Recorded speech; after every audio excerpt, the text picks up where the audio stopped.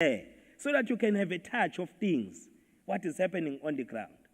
So that is the word from your mayor, that we must all work together to build this city. This vision of becoming the most caring and livable city by 2030, you are the machinery to do that.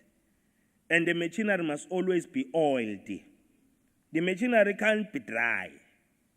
Umshini ongasafakiwe amafutha awubusasuka ngisho uduma usheshe ucishe.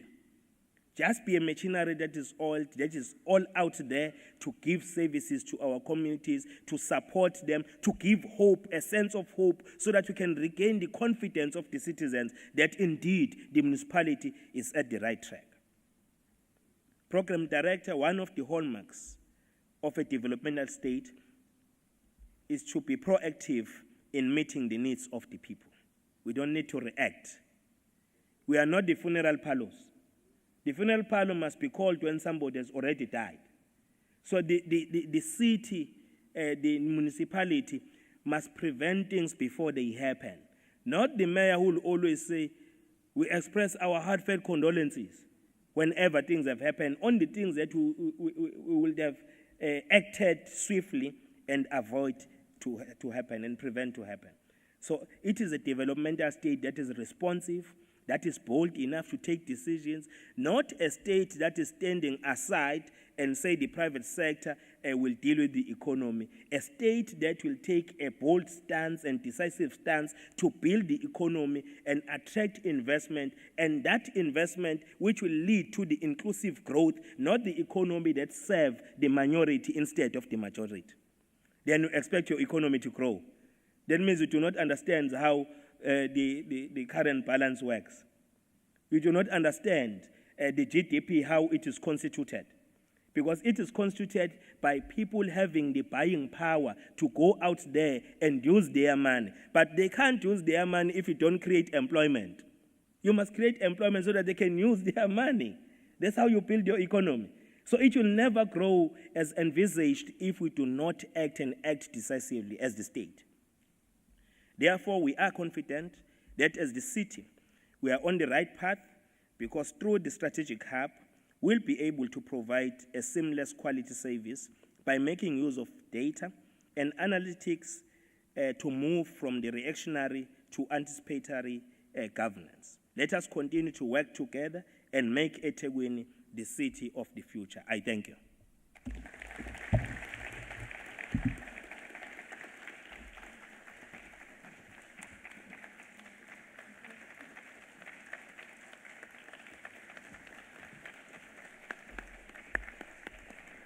Thank you very much, Bob Mayor, for those words of wisdom and guidance, and I think something we all need to take into consideration in our daily work. I would now like to call upon our new city manager. As Bob Mayor indicated, maybe we can unwrap the plastic city manager. So I'd like to call upon our new city manager, Mr. Bongmusa Mbele, to address us. Thanks, colleagues.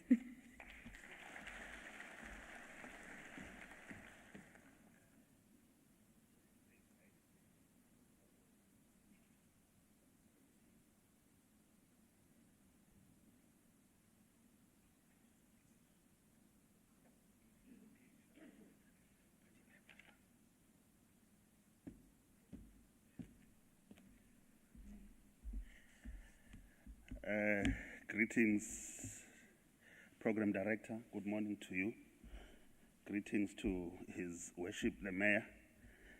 For a very long time, I was not sure whether I was going to be able to speak because I'm still covered in plastic.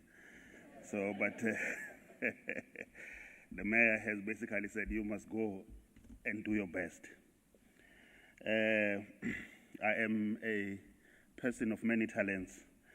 I can tell you now that if you put me on the stage, whether there's a stage play or something, I can become the best actor there, because it has been part of my job to do that. The executive committee members and councillors in the room, the executive management of all spheres of government, the organizational civil society, There's an organization called Fed Up. It's not because they are fed up. They are they? Somebody says yes, they are. They are part of the formation called Slum Dwellers International. They are represented by Omama Rose Malokwane, and I can see the members of that formation as well with us. Thank you very much for becoming part of our engagement here. Our partners, Microsoft, the representatives of Microsoft nationally and provincially, I greet you, I recognize you. Organized business and academia. We have seen Professor Viriri from UKZN. We acknowledge you, Prof. We also acknowledge people from Infrastructure South Africa. Ladies and gentlemen, that is the main reason why I brought the paper here. So otherwise the rest of what I'm going to say is not on paper. So please don't for once think that I'm deviating from the norm. I'm the biggest champion of the paperless society.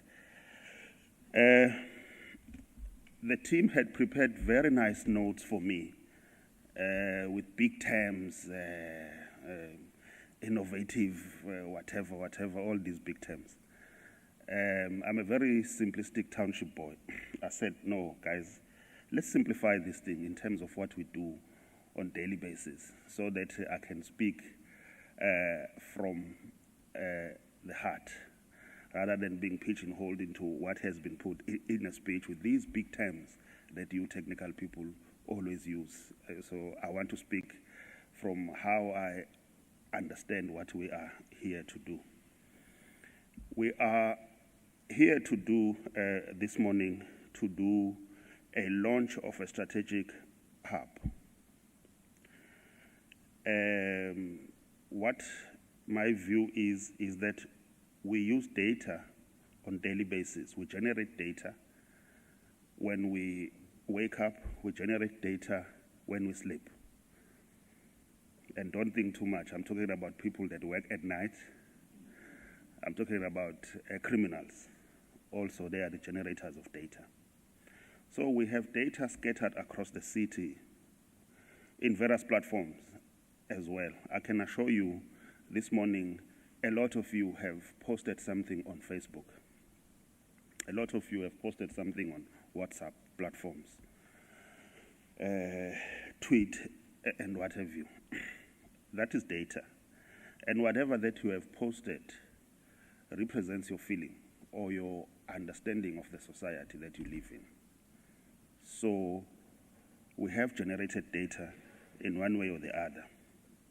So what we are seeking to do as government is to use data that is generated voluntarily, not the one where you go and do surveys and just check how do people feel and stuff like that.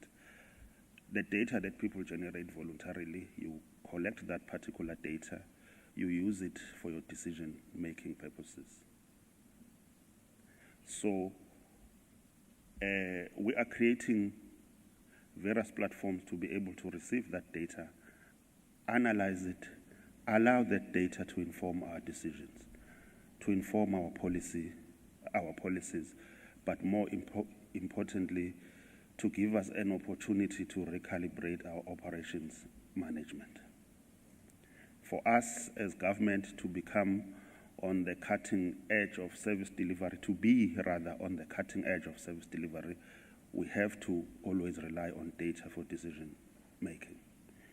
Because once we don't do that, I'll tell you now, we spend a lot of time trying to diagnose what was the problem, because we have not used the data at our disposal to basically analyze. I'll make an example. Right in the heart of the floods, some people, I'm not going to say from which government institution, went to the communities to collect data. Right when people were grieving, right when people had lost the members of the family, to basically collect information. How many are you in this household, or how many were you before the floods? Do you know where are other people? How many have policies, funeral policies and stuff like that? Beside it being insensitive, it was too late. Because readily that government institution did not have data at its disposal, generally to be able to make basic decisions about how our response to floods was going to be, or their response to floods was going to be.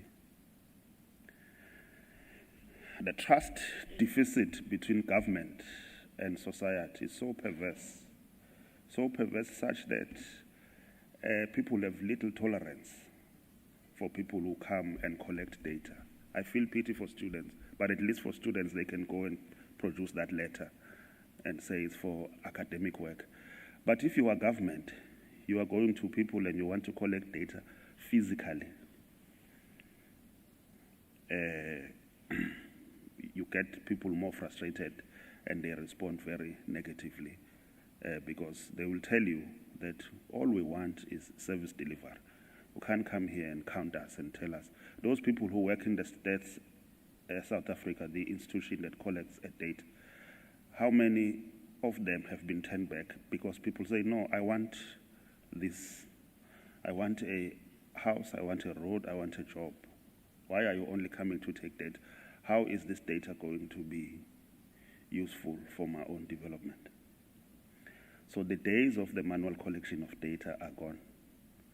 We have now to rely on digital forms of data collection, continuous analysis of data as we receive it. And you need different platforms to be able to do that.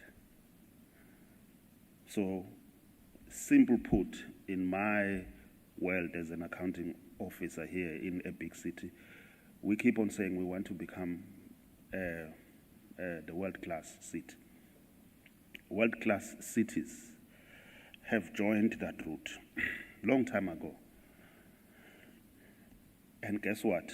On an ongoing basis, they actively analyze data, receive data, actively analyze it, change their policies more often, recalibrate their operations management more often, because the world changes so much. So we can't then become the dinosaurs that you have to go and sit somewhere, send people to go and analyze the data that you didn't spend time collect from the mines of data that are already available. As the city, we have started. We've got a number of platforms. It's part of what we are going to be presenting here. We have personally used a number of these platforms here. We have ward analysis data, which we have been receiving actively, which helps to give councillors information about the level of development, how much was spent in their ward,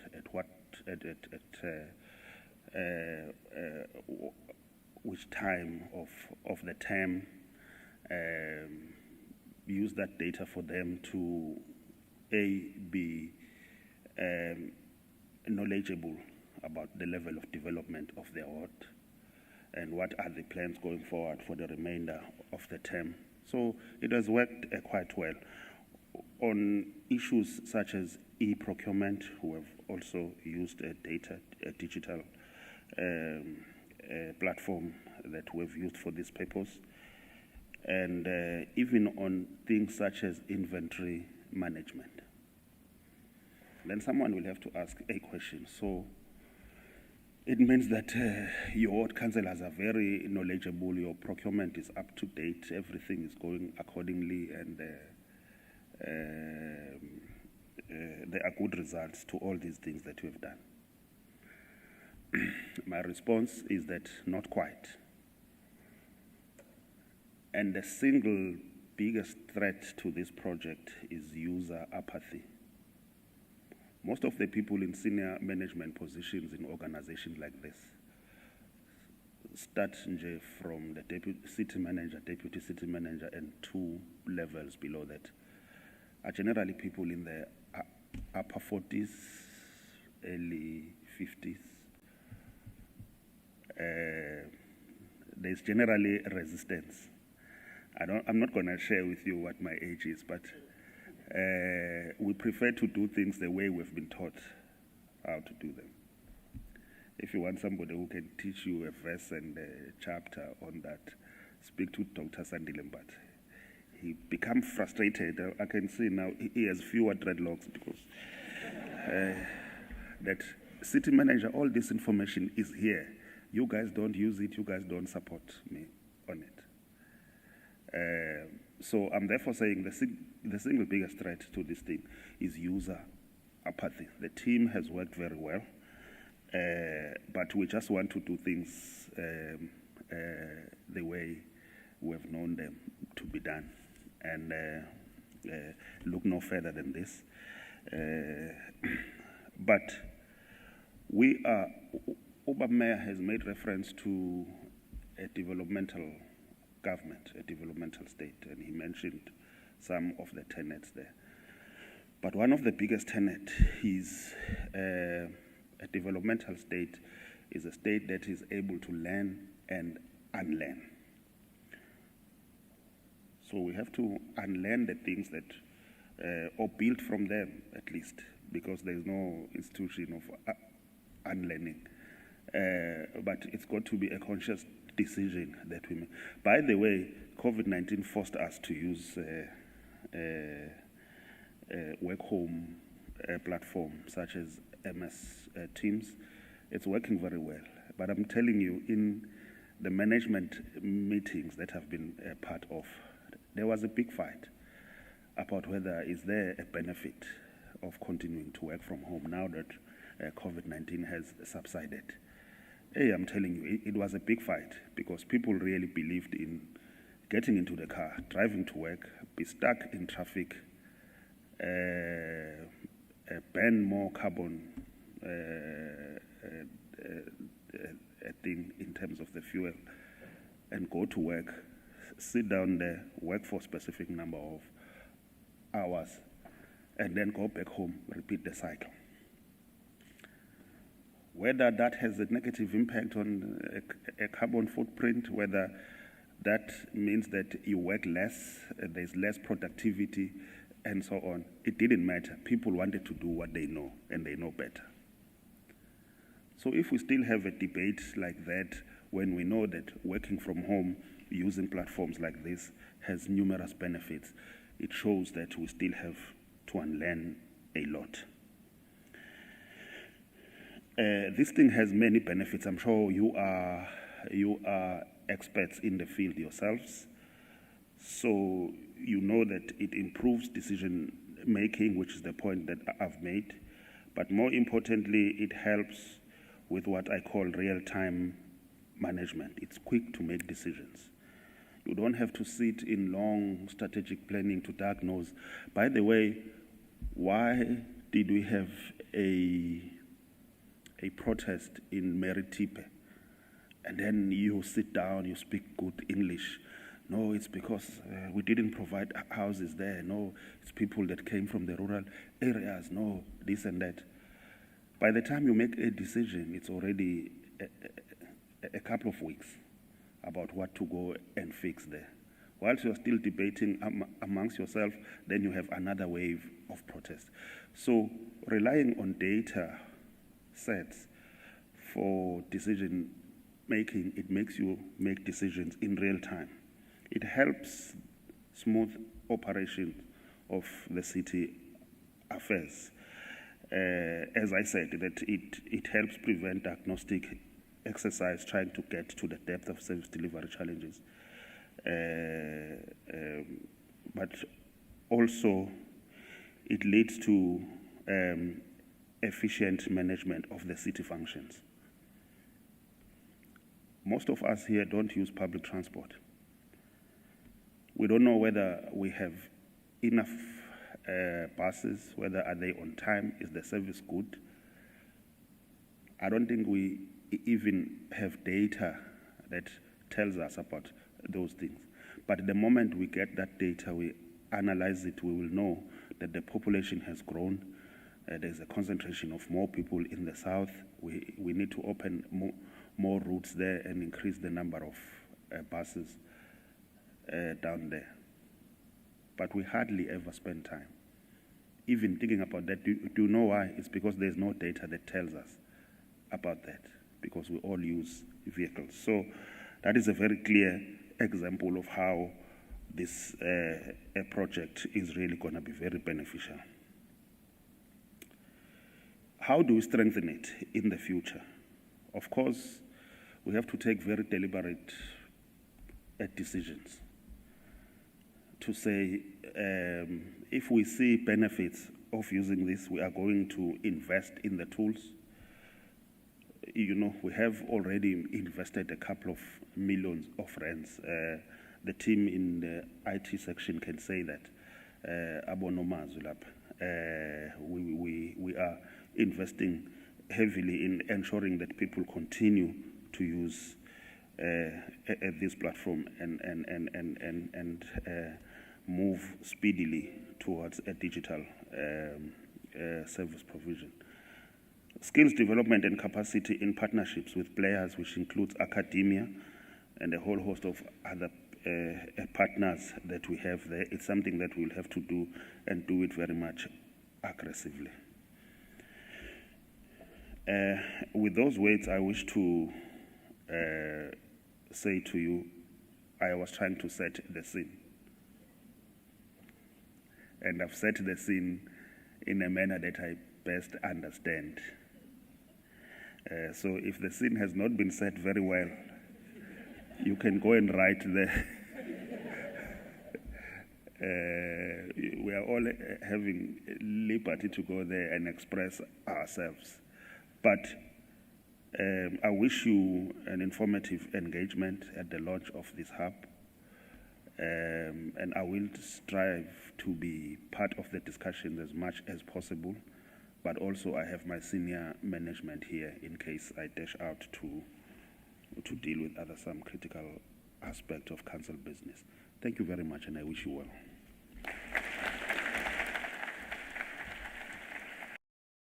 Well, notes in inverted commas of the discussions on the content of today's session, so that we can use it later on. Iwok, I don't know if you want to just provide an explanation quickly of exactly what you're doing. Impromptu and on the spot.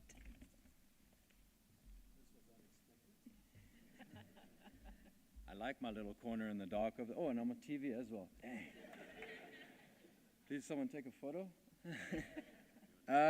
Yes, thank you. Even better. Operates 1 2 1 2 1 1 1 1 1. If we could get a little bit more lights, please, tech squad. That was a very short-lived experience. Ladies and gentlemen, without taking too much of your time, graphic harvesting is about adding a third layer of where there will be speakers presenting, but there will also be some sort of feedback or Q&A session from those that are here. Just to give you an idea, what will be finished today at the end of our events is not going to be something that is necessarily understood by anybody that was not in the room today. This is intended for people who are here. You might be taking your own notes, you're listening, trying to take notes, people are presenting and speaking. I'm going to add graphics as a universal language to augment the notes that you are taking for your understanding. So once the board is done, we encourage everybody to come up to take a photo, to engage with me about the board, either at tea time or at lunchtime. If you feel that there is anything missing from the board, you are welcome to provide some information for me about anything that might be added to the board that I might have missed on today. But after the fact, a few days, a few weeks,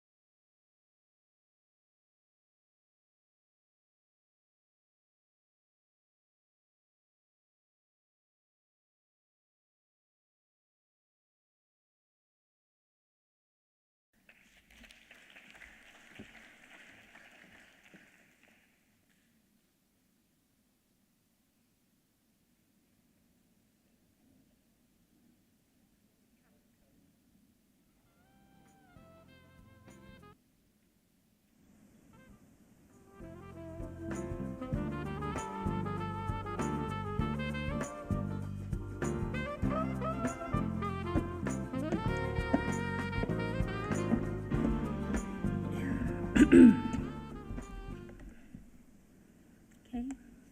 Good morning to the program director. Okay. I bring greetings to the mayor and the EXCO committee members. I also bring greeting to the city manager and all leadership, as well as the organizations that are present. I also bring greetings to academia. I think Mr. Viriri was mentioned earlier, as well to the partners like Microsoft who are present in the house to support this vision. Okay.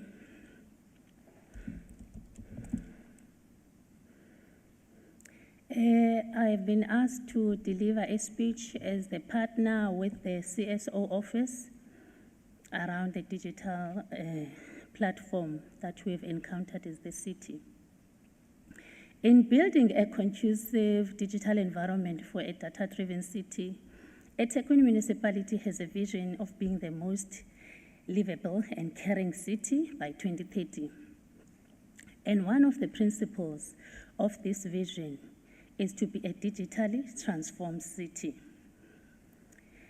The rapid change of technology across the world, as well as the fourth industrial revolution, has transformed how governments and industries are conducting business.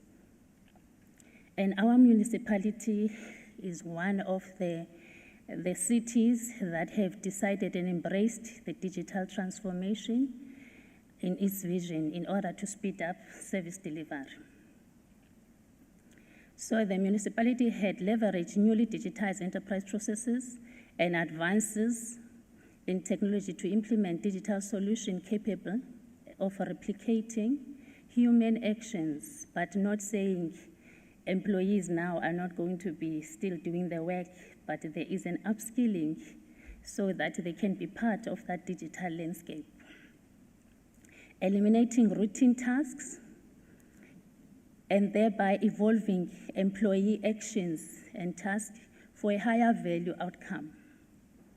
So ICT, which is called IMU in the city, had to therefore adapt to the current digital landscape where we needed to rapidly implement digital tools like cloud computing, your artificial intelligence, which has brought us to be here around data-driven cities, as well as your blockchain and all latest technologies like machine learning.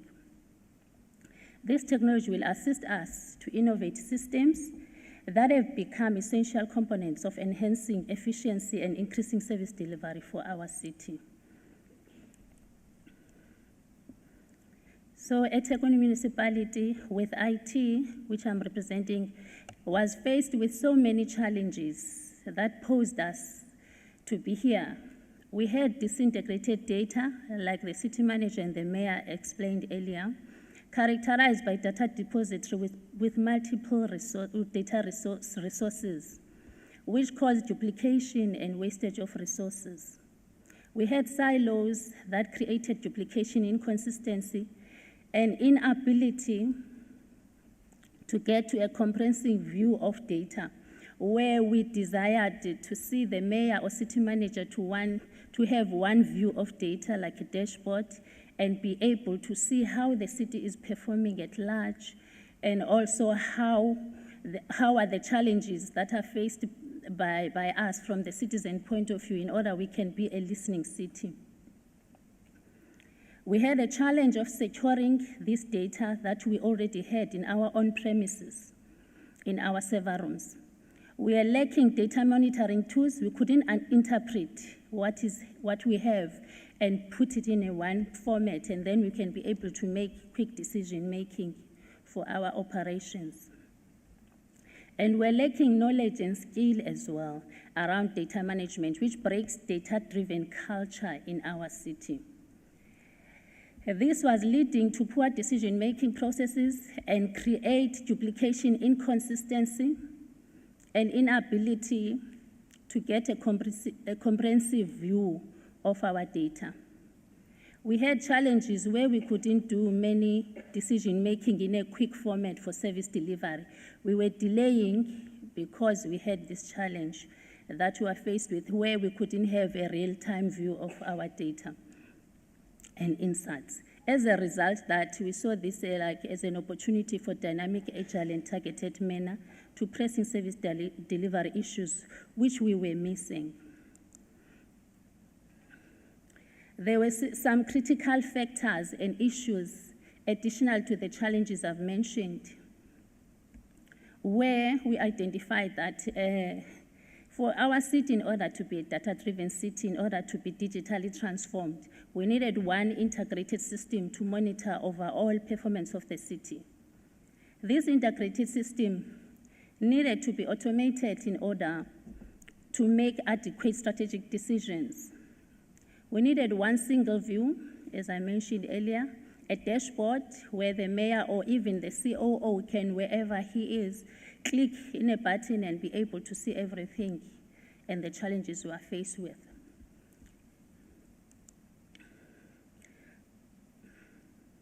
So in order for us to mitigate this, as IMU, we had to think more strategically, together with the partners in business like Office of the CSO, the Strategic Office, people like Musa Zondo and Dr. Mbata, in order to see what is it that we can do better or quicker for our city. So together with partners like Microsoft, we entered into agreements where we could see solutions that will be able to address the critical factors I've mentioned earlier. So we strategically shifted our thinking around the use of data and the decision-making process to start using data and use artificial intelligence as one of the solution to analyze and get deeper insights as well into our various business units. We have been addressing this challenge through a process of city-level data integration. As earlier I've mentioned that we had silos, so we needed a way to integrate everything and make one solution. So we had to integrate in order to do the data analysis thereafter, so that we can have one source of truth. And also what we pick up is our staff were still behind in terms of skills, which the mayor has mentioned. Currently, we're formulating an Artificial Intelligence Institute with Department of Skills with Dr. Ngubane, as well with Microsoft and Information Management Unit in order to upskill the current employees of eThekwini municipality. And we're having a view of a bigger vision where we can transfer these skills also to the citizens of the city, so that digital transformation and the future of our vision can be established.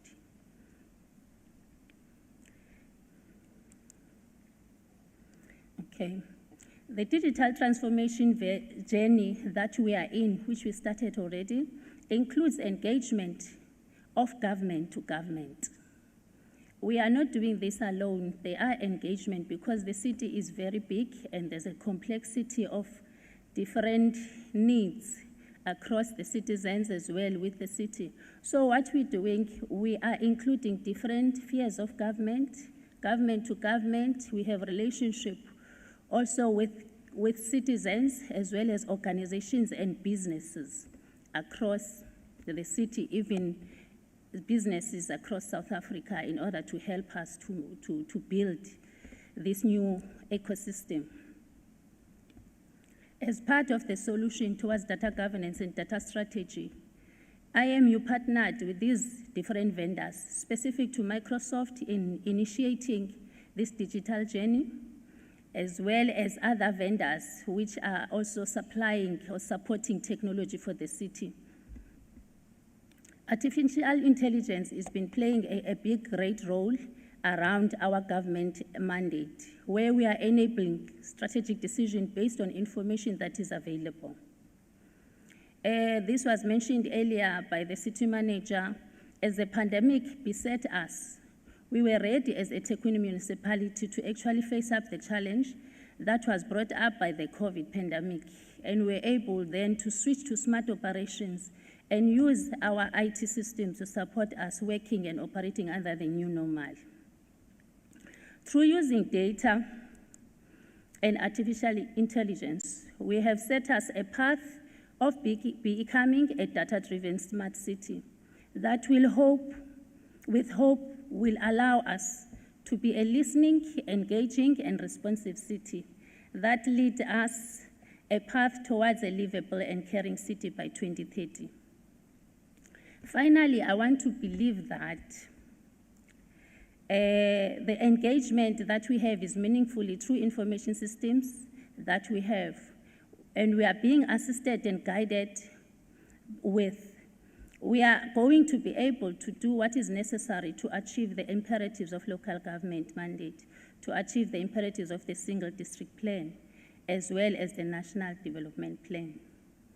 My last slide, in conclusion, I want to thank the support, the amazing support we've been getting from the executive committee, the mayor, the city manager, the leadership, and all the executives present, and also specific to the strategy office for the work that they have done in leveraging the tools that information technology has been able to assist them with.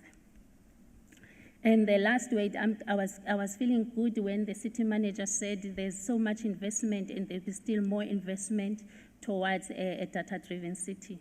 So I wanted to quote the King 4 report, where information technology is taken to a level of a strategic involvement in order to enable the future that we want to see of a smart city. Thank you very much, ladies and gentlemen.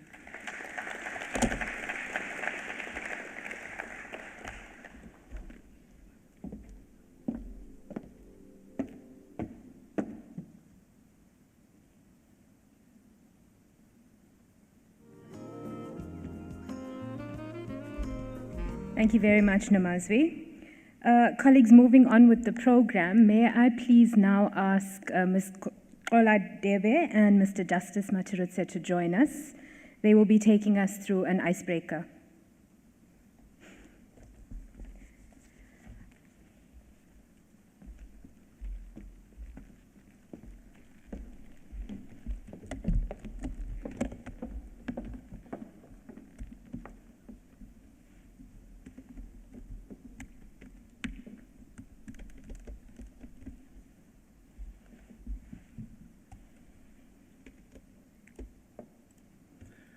Good morning, everyone. Yeah. You know, I hadn't realized how bright the light is in your eyes when you're when you're up here. So I'm going to be sharing an icebreaker, and in fact, it's a story of one of my failures, and it's a data story. I just want to share with our audience who are online as well. And yeah, I think it's clear now. So this is about how I failed to establish a workout routine, you know. So every year begins and there are some New Year's resolutions, you know. I'm gonna do it this year, I'm gonna be healthy and fit. And what happened with me is, you know, I took, you know, because I keep, you know, the smartwatches. So I downloaded all my data prior to this meeting, and I wanted to see, you know, like what insights can I gain. And so I'm gonna show you some of the things that I thought I knew, which I didn't. The first thing we see in this distance covered in kilometers here is about tracking how far I'm running and things like that.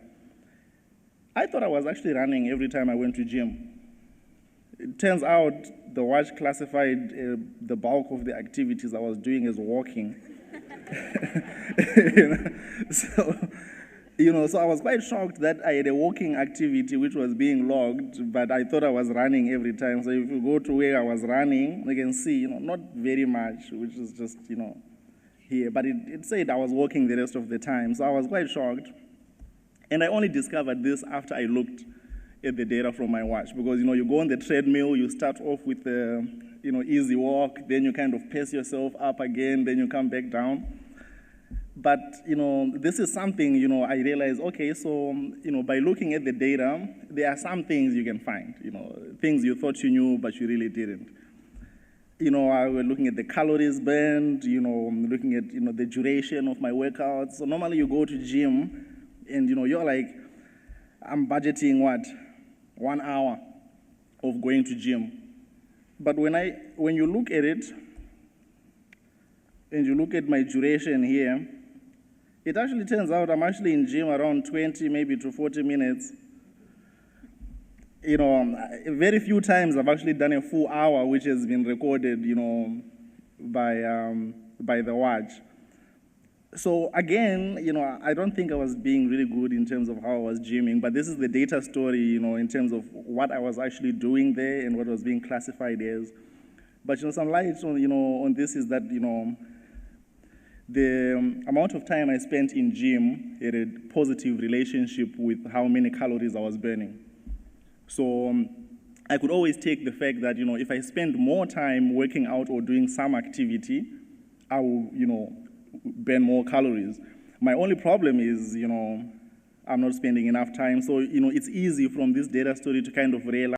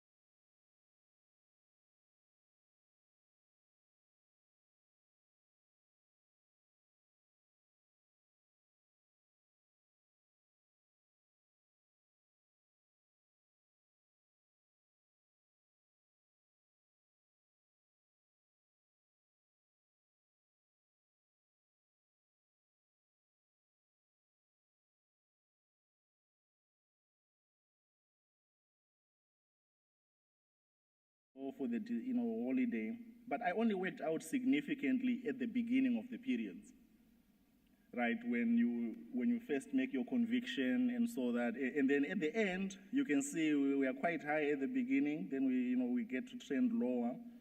The only patterns that really never changed much were the stand.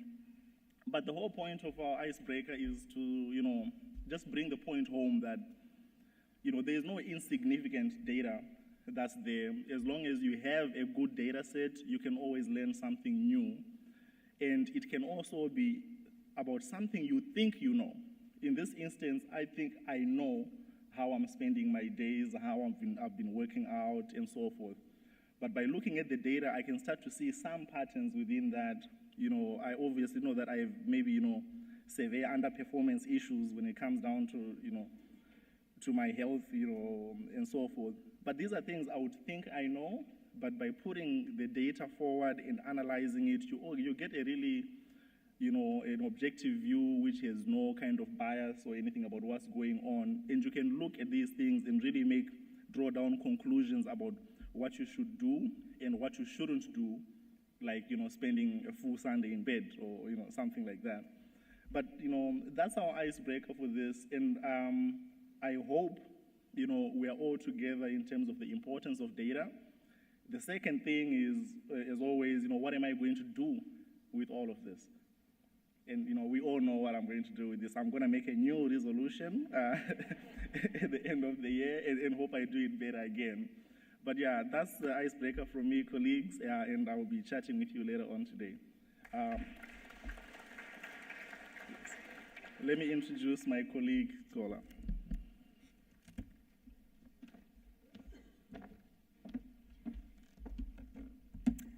Good morning, ladies and gentlemen.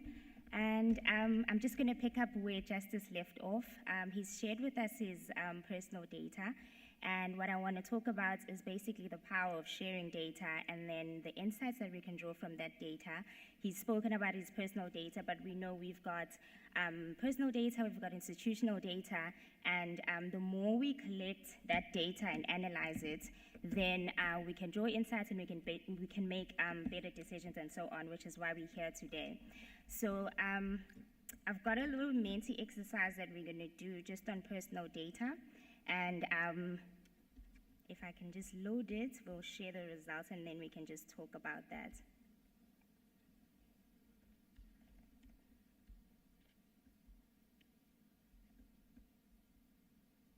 Okay, here we go. So in terms of personal data, I had initially loaded some apps here, but then I thought it was just overshare. So when we use personal apps, we know that the service that we get, especially from private sector and so on, we always love the convenience of some of those apps. I had the app with a lot of rings where there's a lot of integration of the data. So you can see your health data, you can see how long you've been, how often you go to gym, you can see your investments and so on in one place. So that's what we're trying to achieve as well. And this is a start where we're saying we want also as an institution to offer you a service that's seamless where you can log into our portals and so on and see different sets of data that influence your lives as well. And then the second one is power of knowing. I actually had Mr. Delivery here. And sometimes you order and you can see like you're impatient for the food, but you just want to know that has the guy left with my order? It's not going to help you. It's not going to get the food there faster. But the fact that you know that, oh, he's left, he's at that traffic light, you kind of at ease that, okay, my food is coming, my food is coming. So we also like to use some of the data just to let you know that something is happening. If you've logged a request, we want to also give you an assurance that someone is working on your case, and this is what's happening, and this is the ETA. We might not have all those tools ready, but we want to say with this launch that this is what we're starting to do and want to achieve with the data that we collect. And then the third one is don't make me think. I actually got this from my sister. She's in the creative industry.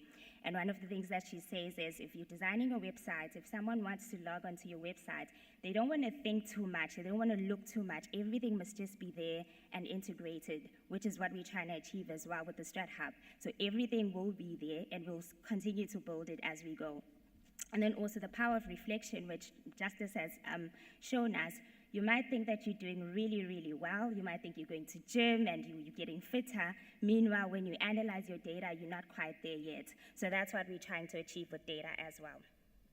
Okay, so my Menti is on the screen. If you can just take your phone and participate in the survey. I've got the instructions on it, so you'll just type menti.com and use the code. And the question that we want to ask is, what are some of your fears when it comes to sharing data? Because we found that with this exercise, sometimes you really have to convince people, please share your data. We really want to use it for 1, 2, 3. This analysis is going to benefit 1, 2, 3. And so that's what we want to ask. What are some of the issues that you have with sharing your data? So if you can just participate in that survey, and later on we'll start talking to the results. And then the next thing, which is a major thing, is us wanting to be a smart city and achieve smart governance. So the second question that you'll see in that Menti is basically about, what do you think about when you think about smart governance? Oh, sorry, okay. Let me just leave this on the screen for a while. Okay, colleagues, are we winning with the Menti?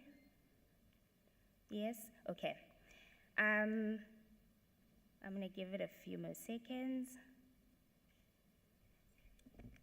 Yeah, you can also scan the QR code if you're close enough.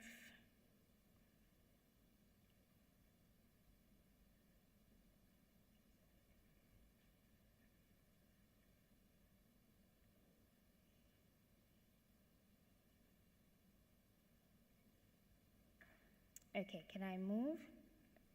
Thank you. Then the second question, I'm just going to move to that one.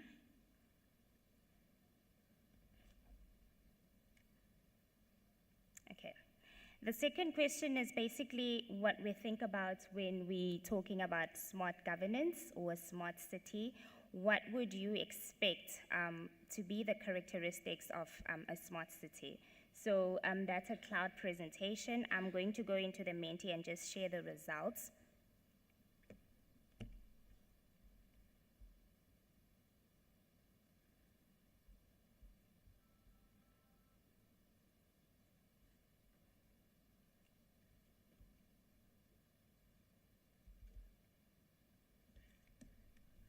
Yeah.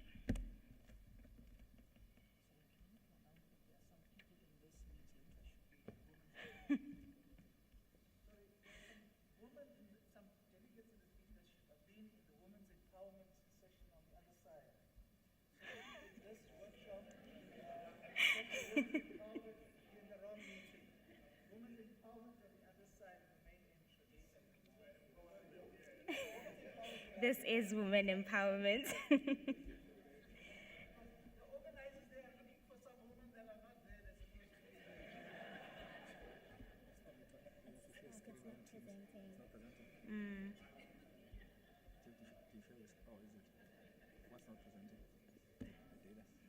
Yeah, the results that's coming in.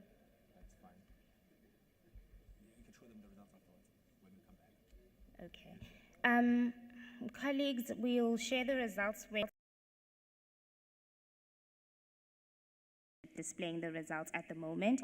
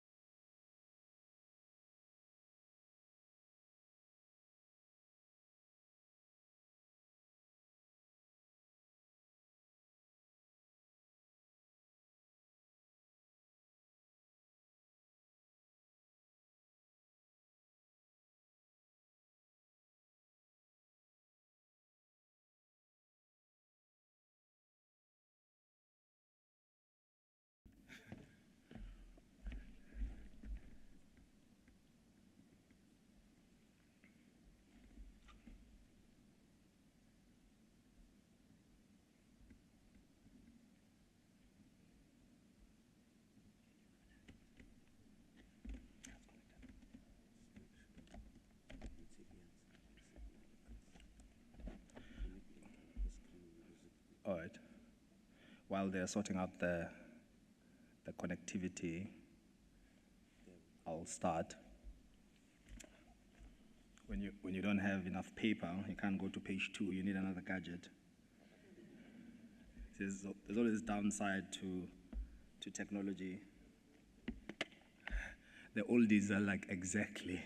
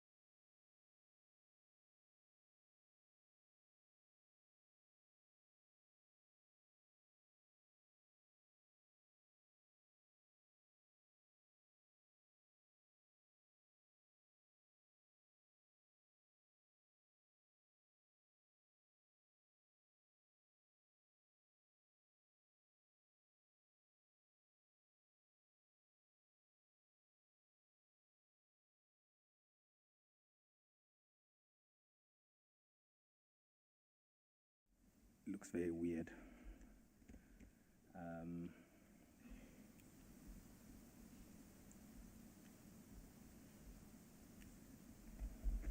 Can you guys see?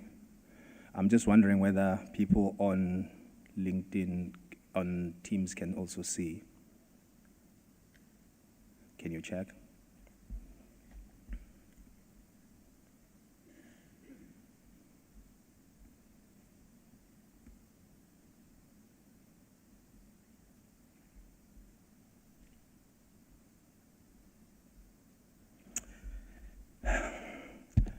Okay, now we can start. Thanks, Tim, for resolving that. And thank you so much for your patience as well. I'm going to do a lot of apologies. I usually don't apologize, but before Program Director, I do that, I'm going to start with gratitude, because a lot of what's happening here is because of really amazing people that work in this space. But also, then we'll go through the dashboard itself. But I thought it's important to acknowledge this light is really not very friendly. Is it possible to just switch off at least one on the right, because I really can't see anything anymore. It's been a long journey. City Manager, thank you for allowing us the opportunity to do the work we do. Thanks to the citizens for allowing us the opportunity to do the work we continue to do. Thanks to the civil tech organizations that push us to be better, because without them and the work that they do to say you guys are not working, pushes us to be better. Some of the service providers who continue to do some work with us, sincere gratitude. Perhaps my most sincerest of gratitude goes to the technical team, Justice, Ola, Zweli, Strino, and many others. But these are the people who find in incredible ways of taking some of the crazy ideas that we all have collectively, or I have, and put it into what you're going to see today and more. This is just a beginning. We are not saying that we've arrived, but we are saying that we are on the right path. It is an organic team, City Manager. This team is not coming from one place. It's coming from IMU, corporate GIS within IMU. It's coming from economic development. There's a team from comms who've joined us and doing a lot of incredible work. So it's coming from all corners. There's one thing that a day before I joined the city, someone is playing with the gadgets. I didn't touch anything, so I mentioned comms and they started doing things on the background. In any case, we continue because I think they stopped me from sharing, so they will ask me to share again. City Manager, the team that I'm speaking about, they're incredible individuals. They work on weekends, they work at night, and none of them ever talk about overtime. It's disheartening very often when you hear the pathologies of a state, because when I talk about pathology of state, is people saying how dysfunctional the state is. And when I see these individuals and others, it hurts, but I also don't accept, and I'm frankly tired of the pathologies of the state, because they're not creative. They're not talking about anything else other than the state doesn't function. The machinery of the state was never meant to be efficient. And that's why when you need one bark of paper, you have to sign. Where's Andre? Must be very careful. I've got some things in the pipeline and supply chain. Mr. Peterson, that's the part of the apology. It takes you a long, long time. To buy a paper, it takes you a long, long time. If our citizen says we are incompetent, things are not working, always suggest a solution. If you're not suggesting a solution, I'm not willing to listen. This group of, I call them kids, but they're old. This group of kids are an incredible working bunch of people who don't necessarily expect a lot of things in return, other than their small salaries that they get. So it makes me emotional, of course, to think of the kind of work they've been doing over the past 3 years, and the kind of feedback you often get about the state and its pathologies. So it is frankly boring. If anyone is thinking of saying the state is dysfunctional, just say something else, because we know that states everywhere in the world are dysfunctional. There's few individuals who really want to get things done, but it's an institution that sometimes is dysfunctional, not the people. So these people are an epitome of what city manager you want in this city, because they work and they work tirelessly. So we are where we are because of these individuals, and many people have supported. Just to backtrack a little bit on the start of the journey before I go in here. I'm requested, when I just arrived, I'm requested to provide profiles for WAD profiles. And I'm told that your predecessor had all of them on PDF. V is looking at me, he's like, yeah. And I worked on those with him. Just update them, Dr. Mbata, and bring them back. So the journey starts, because why are we having PDF? Because anything on PDF is already outdated. The minute you press save as PDF, it's outdated. How does a municipality of 30,000 employees and 4 million people have that kind of information in that kind of format? So it changes everything.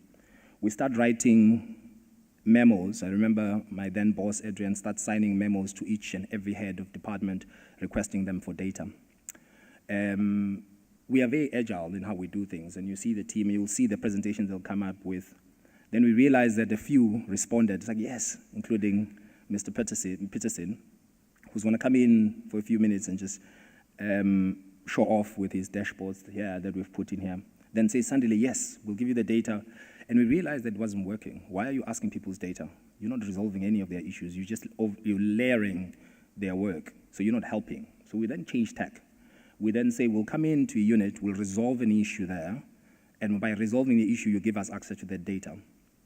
But that data becomes even more useful because I haven't seen Ravina. Is she here from transport? How? Sobon? Hopefully she comes this side at some point. Ravina's reaction with her team when she sees the transformation of road crashes changes everything for me. Andre's reaction when he sees vendor portal and service delivery dashboards, it changes everything. Justice is presenting stuff on SARS data. I got a couple of calls from DCM saying, why are we not using this data to plan? And I said, Angaz. Because it's true what the city manager was saying, that the kind of support that is required in order to get this going depends largely on our leadership, that they take the things that we've been doing. So that briefly is just a journey of where we started, but there's so many things that I would like to say. I'll put this down because I only have 2 hands, and this computer is not working very properly. So this, what you're seeing today, the single source of truth, is going to be available to both public and ourselves, because if we make it public, we may not maintain it as much. If we make it private, may not give or allow the citizens to do the things they're supposed to do with the data in order to make informed decisions. Citizens must make informed decisions, not only politically, socially, economically, but in various ways of deciding whether they want to live in this city on the basis of the data and deciding on how they contribute and become active citizens. We cannot expect people to become active citizens unless we give them the clear state of the world. And we have the data. And data comes out of collision or failures, as Justice has put it. We collide constantly, and Mayor said we shouldn't kiss our customers, but it got exciting there a little bit to be customer service. But every time we engage with our citizens, data is created. Unfortunately, as cities, not Durban, we've been using that data just for operational reasons. Okay, tick. Okay, you got your water bill, tick. But what does that tell us about our citizens' ability to pay? What does this tell us about various aspects of our citizens when they engage with us? So allow me to show this. It's already online, so it's really just put it online. It's strathub.durban.gov.za. But we said we'll do it later so you guys can pay attention to me. You don't go too deep. So what I'll do is just to show only a few dashboards. Because you guys will have time to go through everything. We will accept if you're saying there's things are missing, but it's a work in progress. So look at it, all of it in work in progress. Where you cannot enter, just know that the gates are closed because it's internal. There's sensitive data that we've put in there that is internal. So we've put most of the dashboards that we've completed, we've already put them here. Don't they look beautiful? Damn. Can we get a round of applause to the damn. City manager, is our promise and these young people that this will be truly the best city in Africa, and we're going to be teaching a lot of cities on how to do things. Is screen sama ngishares? No, Combs took it out. Ngizoqala phansi futhi ngishares. Ngixolisa colleagues.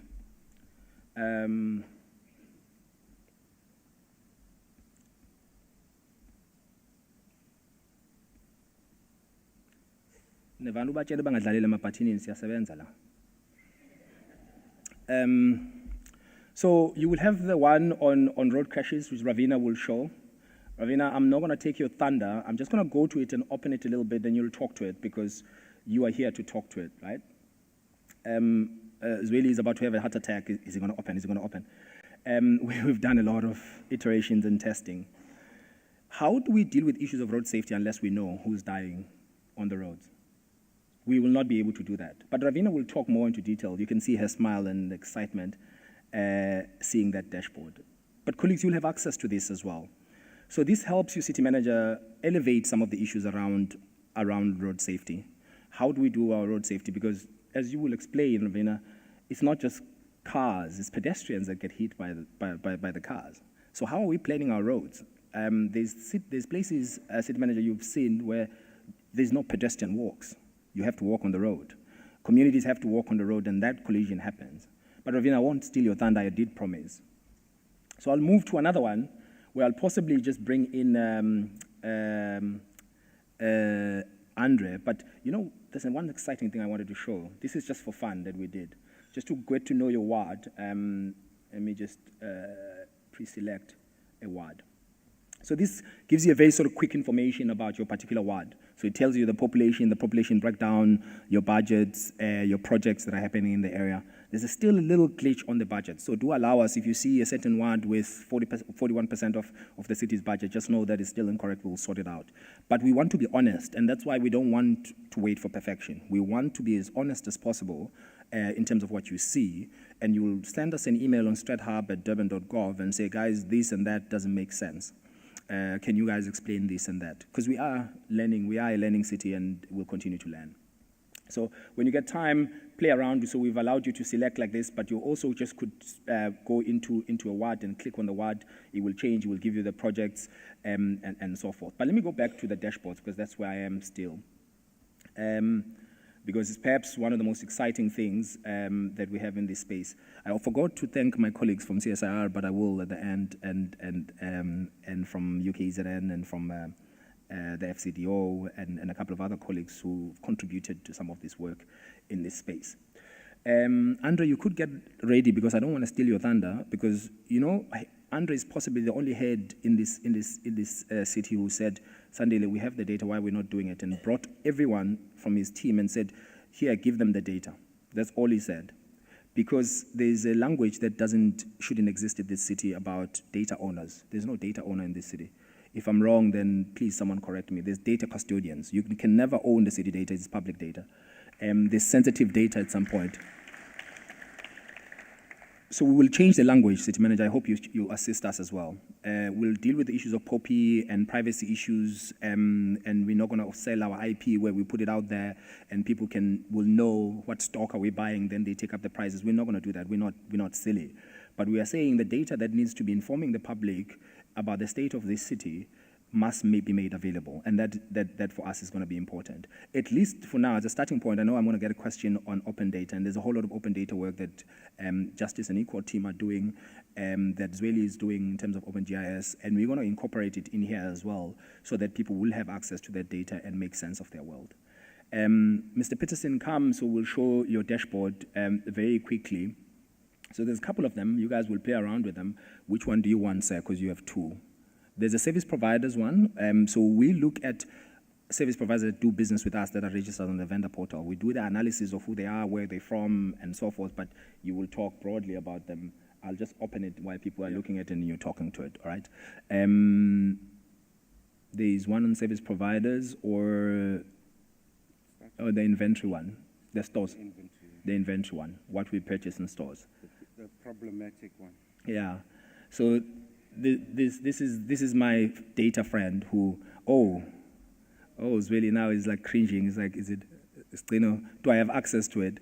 Because it should be locked, ideally, but open for me, of course. Bob Peterson, qhubeka mfowethu, 5 minutes. Alright. Sure. Good morning, City Manager, Mayor in absentia, colleagues, friends, and as the Mayor said, bosses. I think all of you in one way or the other are my boss, so and I'd like to keep it that way, please. You all are my boss. The one at home, of course, gets a special pedestal, but that's her privilege.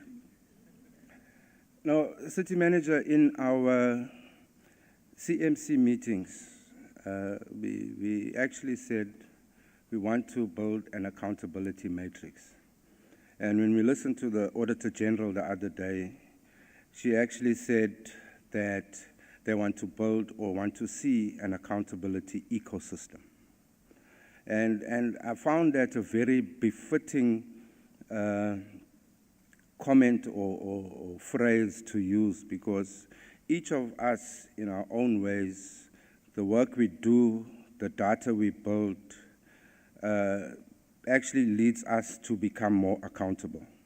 And you put that all together, you will get your accountability ecosystem built.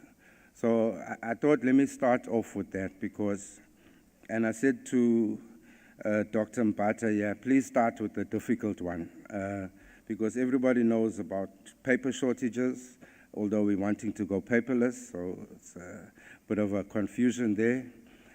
But we are running out of stores, stock items in stores, etc. And what we said is we've actually got in our J.D. Edwards system the information already that will tell us what items are available in which stores. Because we do run various stores, and sometimes the item will run out in one store but is available in another. So we can then share in, the stock and balance it in that way. So we said, then let's give you all our inventory data. And I'm not going to do any show and tell on the device here. I'll just leave that screen and I'll talk. But what it does show is which items are available in which store, which are out of stock items are out, how do we deal with that. And it further then traces back, because each stock item is fed by a contract. So then that then takes us backwards and say, okay, have we got all the contracts in place to service all those stock items? Then we can measure ourselves for that. And then the other component, and I don't know if you want to, I don't really think we need to show the supply information, because there again I will just explain. With the supply information, we as a city run a vendor portal, which is our central supplier database that then feeds our address book in J.D. Edwards, but most importantly is a direct link to National Treasury's central supplier database. So within those two, the vendor portal and Treasury's central supplier database, we actually have the ward numbers and the physical addresses of each of the companies. So when Dr. Mbata said he was wanting to build ward profiles, I said, well, is it not important then to know which companies reside in which ward so that they have the capacity? And if opportunities come from the city, then we can actually see and test the capacity in the ward to undertake the work, in which case then our policy could be aligned such that the work remains there. And that will then also enhance the work that stays in the wards. Then people actually generally will own the work that does take place. You'll find actually a reduction as well in disruptions on site, etc., if they know that it's work for themselves that's being done. So it's that principle that we said, okay, it's important then that we give you the data so we can see who's there and increase that visibility. The next thing we're busy with is, of course, the procurement opportunities and how do we align those to the capacity within the wards. So, City Manager, in your start, you mentioned the 40s and the early 50s. I'm grateful now that you left us out of it. us beyond the mid-50s, you know, because either we beyond repair or we just very advanced. So there are a few out there that are willing to share. I think the main thing that drives SCM is the Constitution.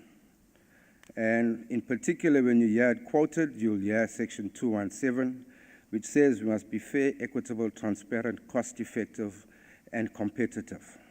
So how do we make that constitutional live within the communities? And I think that is our dream.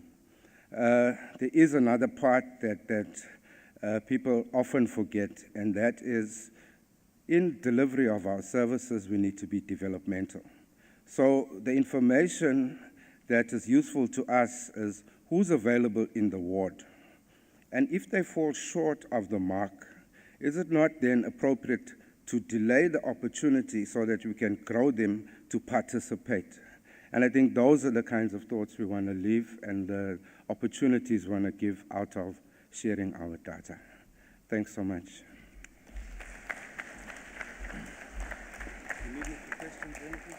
No.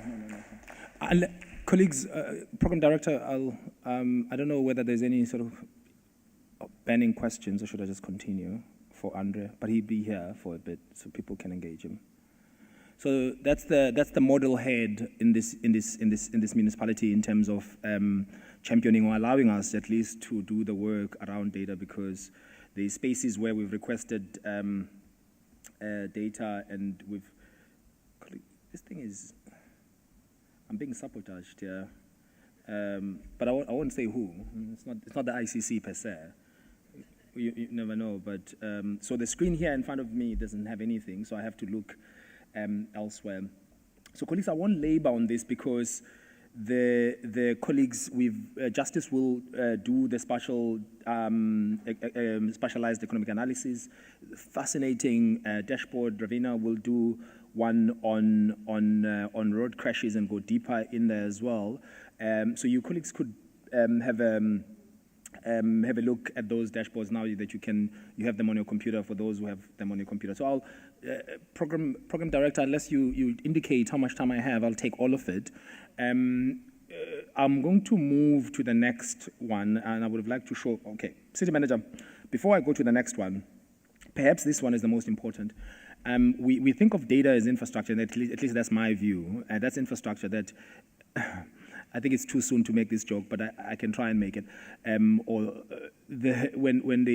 there's unrest or there's anything that's happening, data survives because that's your infrastructure. It tells you what's happening, so it's not going to go anywhere. They can destruct anything, but not the data.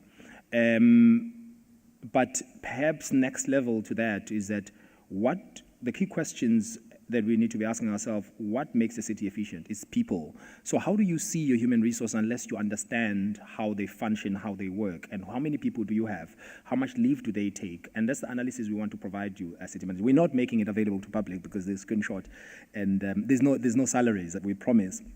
But we also, if there's members of the media, and I did say earlier on that I am frankly tired of pathologies of the state, the negativity sometimes that comes out of either the media and elsewhere is not so much meant to build the city, is always meant to be disruptive. I'm saying if there's positive things, report on positive things.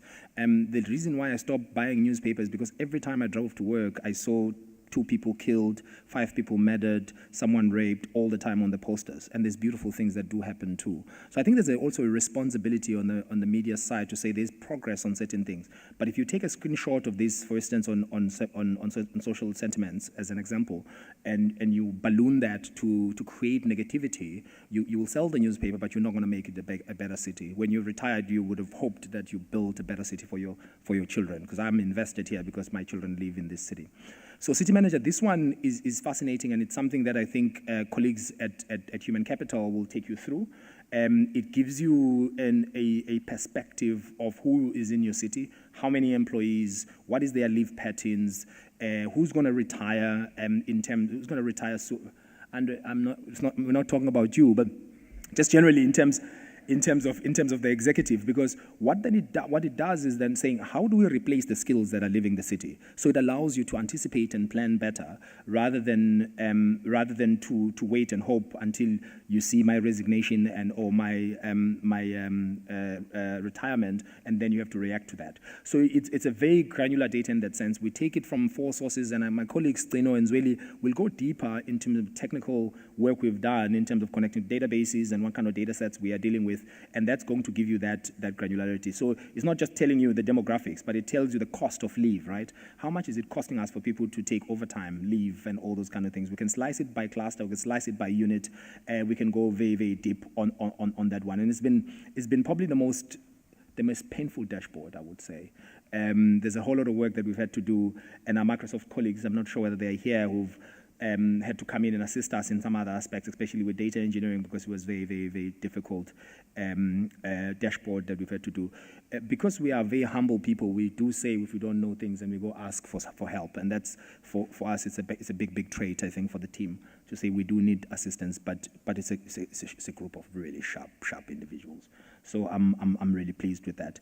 The social sentiments one is literally we're taking Facebook and Twitter and saying our citizens, they report, yes, but there's other aspects where they're not able to report and they go rant and say things on social media. We need to be listening to that. We're not breaking the law and going privacy issues. So you open your privacy, we only can get the data where you've opened up your privacy and tell us what you're saying, so we can be able to extract that data. There's no magic that we're doing to take your data if you're talking privately. If it's a private conversation, it's a private conversation. But if you mean for us as a city to hear, we try to hear the city so we can anticipate certain things that are not going through our channels. Because sometimes our channels aren't always the easiest. I forgot to apologize to IMMU colleagues. There's colleagues that I needed to apologize from when I started. Not you, Ngibo. You've been a great part of the team and support. There's colleagues that have constantly pushed back on certain things, because as city manager said, there's a certain comfort in doing things in a certain way, and I frankly refuse to fill in the pink form, but I'll learn to fill in the PDF pink form over time, and my colleagues are teaching me. And I apologize to them for pushing hard, but I hope now they see that the pushing hard was not for my individual gain or anything like that, but it was for the betterment of the city and the work that we do. So I do apologize, and I hope I'll get a lot of emails, people accepting the apology. So the next one, so here with great support, and I think I see Nora. Nora, can you raise your hand? Thank you, Nora. Like I said, we do have in a city manager a space where we're saying we don't know how to do certain things for now, but also because the team is so small, and also have their own work that they need to do, plus this work, we then ask service providers to assist. So Nora was one of those service providers who've been assisting us, because you said, the citizens said to us, through the vision, we want to be Africa's most livable and caring city. How do you measure livability? If I ask anyone who lives in Pinetown, is your city livable, is your suburb livable? No one can answer, because they don't know, right? So what we've done is to try and create, it's still work in progress, but it's getting there. So you could select your suburb. City manager will stay in Kwamashu. I'm just assuming, CM, that Kwamashu is your hood. So you could, DCM, can you, your hood? Oh, that's your hood. Umlaz. No, I won't show Umlaz, but we can compare them. That's the fun part. So we've taken various categories where we're looking at housing, health, transportation, education, opportunities, environment, neighborhood, engagement, safety, as core pillars that you can measure your livability. And you will see then the gauge, when it goes lower, then you're less livable. And these, you can go deeper into them, and then you can also look at policies. So these are the bylaws that support either the housing space or neighborhood space. So you can play around with that, and you can click in the matrix as well and explain what's going on in that space, and there's a few explanations. The opportunity that the incredible team has also helped with is that you can compare the suburbs. You can look at one suburb and another and say, okay, between this suburb and that suburb, which suburb is more livable? Right? The matrix may still need some work, and there's a whole lot of work we still need to do in that regard, but we are on the right track. And that's why we said we want to continue to be a learning city. Secondly, colleagues, because I'm not going to take too much of your time, we are a global city, and there's a whole lot of expectations that are on us in terms of our contribution to sustainable development goals at international level. SDGs, for those who, let me not assume that people know, there was something called MGDs, or MDGs, Millennium Development Goals, and in 2015 those were revised, and now we have 17 SDG goals. Even though signatories to the SDGs, to the UN, are nation states, but everything that happens in cities. So the key question has always been, how are we contributing through our projects that we do, through our programs that we do, how are we contributing to the bigger objectives? Because the future of the world is in cities. The biggest polluters, in fact, are cities. The biggest concentration of poverty is in cities. The biggest concentration of consumption is in cities. Probably most of you, we wanted to ask a question on how you guys get here. The team said, you know, we take most of your crazy ideas, but this one is just going to create problems. I wanted to check how many of you came here with single cars, and a lot of you did come with single cars, right? And we contributed to that. Yeah, he brings 2 cars, that one. So there's always a problem with Mahlab. So we've then said we need our citizens to be part and parcel of our SDGs, our open SDGs. The logo is fantastic, isn't it? Look at that. So for the first time, we have our own SDG logo. We've adapted the global logo to our own SDG. Of course,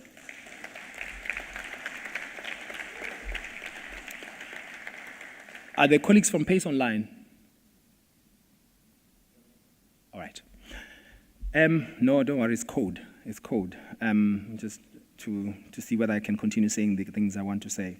So if they nod, then I continue. So we played with Moses Mabhida because it's a new skyline that is exciting. A lot of cities in the world have started to do this, but we've taken suit and we are doing it, and we're trying to do it much better. So as a citizen, you should be able to go to a goal. Again, this is work in progress, but we're putting it out there because now we're dealing with the data on the background so that you could see how far we are in terms of reaching our SDG. In terms of one target, because again, this links to the data. Unless we have data sorted out, we will not know how far we are. But perhaps in Ikela Pezulu, Nirvana, if I just talk about the platform, not talking about the very granular work that has been done through the institutionalization of SDGs, where there's a committee that was driving institutionalization of SDGs. What do we mean with institutionalization of SDGs? It's saying SDGs are global goals. How do we bring them closer to our city, right? How do we make sure that the IDP, the long-term development plan, the Merrill 10-point plan is aligned to the SDGs, but also the programs and the projects that we always put them through supply chain, what are other objectives that they are feeding into? And that for us becomes extremely important. So we've then started working to rephrase some of the goals and the targets, because we're saying, you know, if you talk about below poverty line, are we dealing with poverty line in the city level? As an example, it's probably a very poor example. We're probably looking at indigent rather than the poverty line. We talk poverty line, maybe we may not have the data, but we talk about indigent in terms of how we deliver services. So we started to change the language. One of the things that I didn't, how?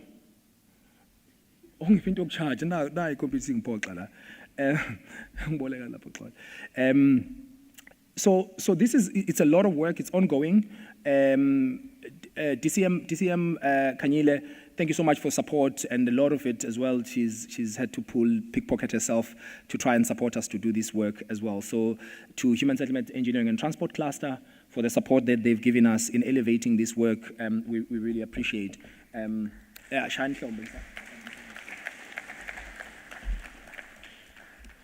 Again, it's a demonstration that the work we're doing is a collaborative work. It's not the work that we just dream and do it by ourselves in our little corners. We are not interested in doing things in our little dark corners. So what we're going to be doing more is we're going to be putting campaigns. We will ask you to get involved in the SDGs. We already will be running a campaign next month, right?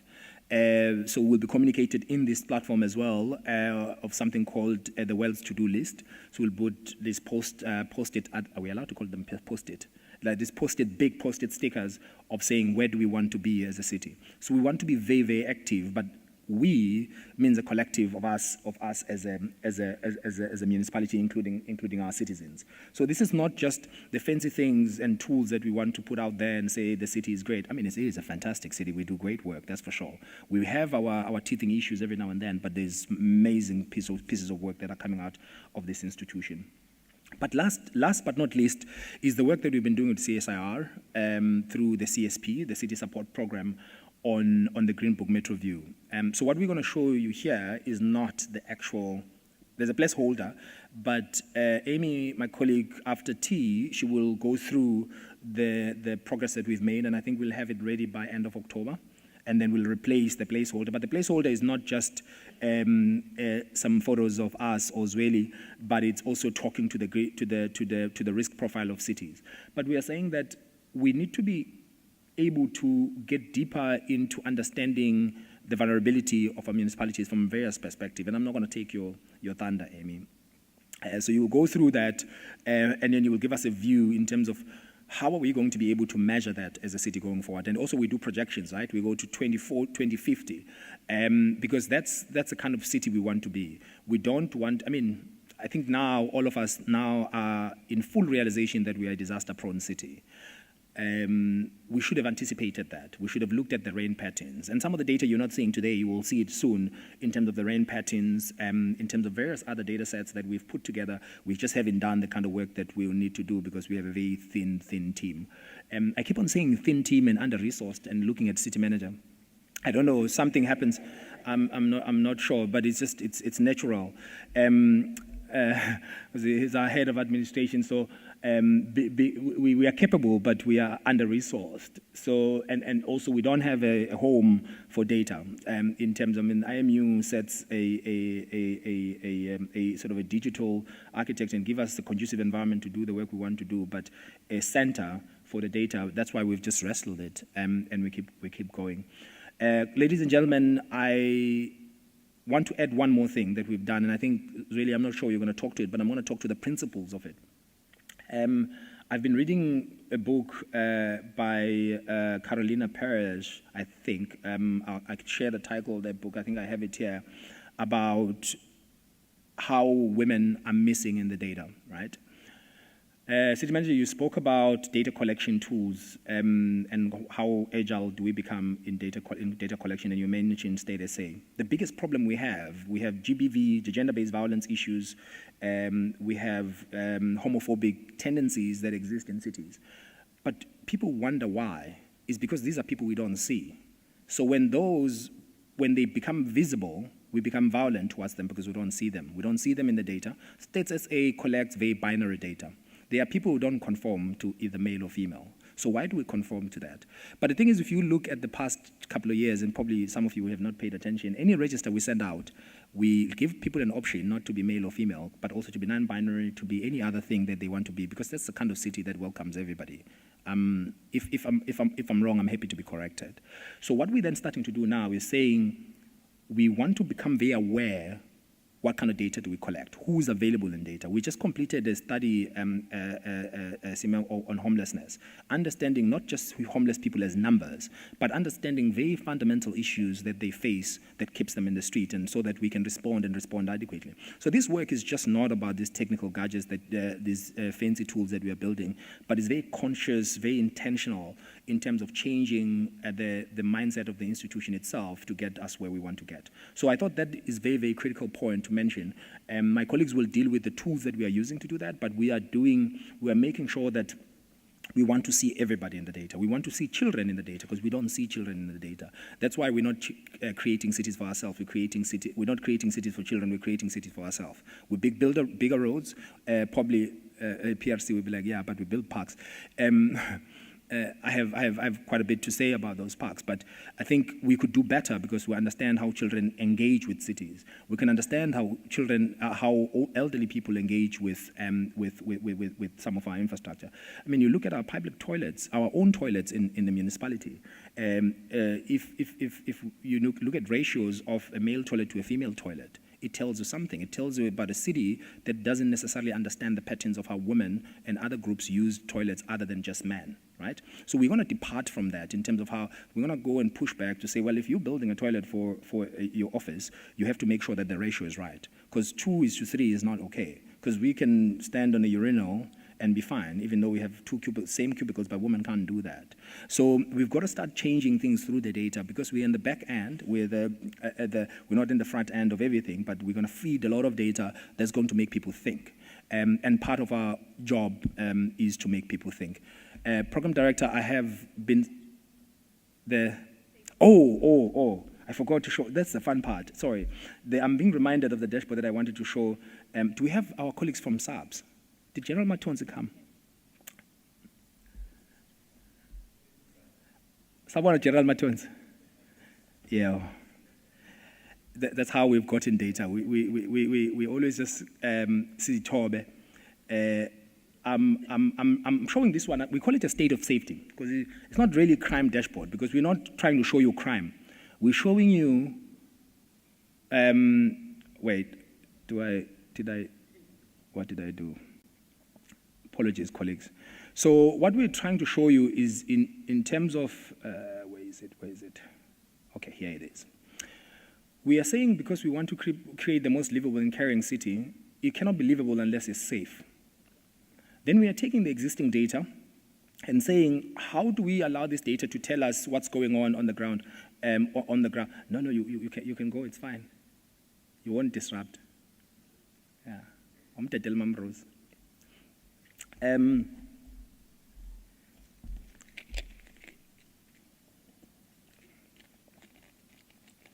We're not gonna be able to respond to issues of safety and crime unless we know what's going on the ground. So part of what we're trying to do, because I can't see the tabs at the bottom, I'm really completely blindsided. Sorry, can I look at this dashboard this side? But I want to start in a different part. Let's start here. Let's start with the crime statistics that we get from SABS.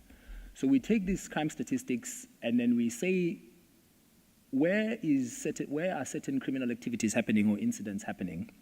But we understand that the state works in a very different way. So SAPS has its own police station boundaries, and we have our own ward boundaries. So what we then decided to do is saying, well, because it's happening in our space, and when we plan within wards. How do we overlay the police station boundaries on top of our own ward boundaries? So when you look at police station, let's use this police station because it's always on the news, right? For very wrong reasons.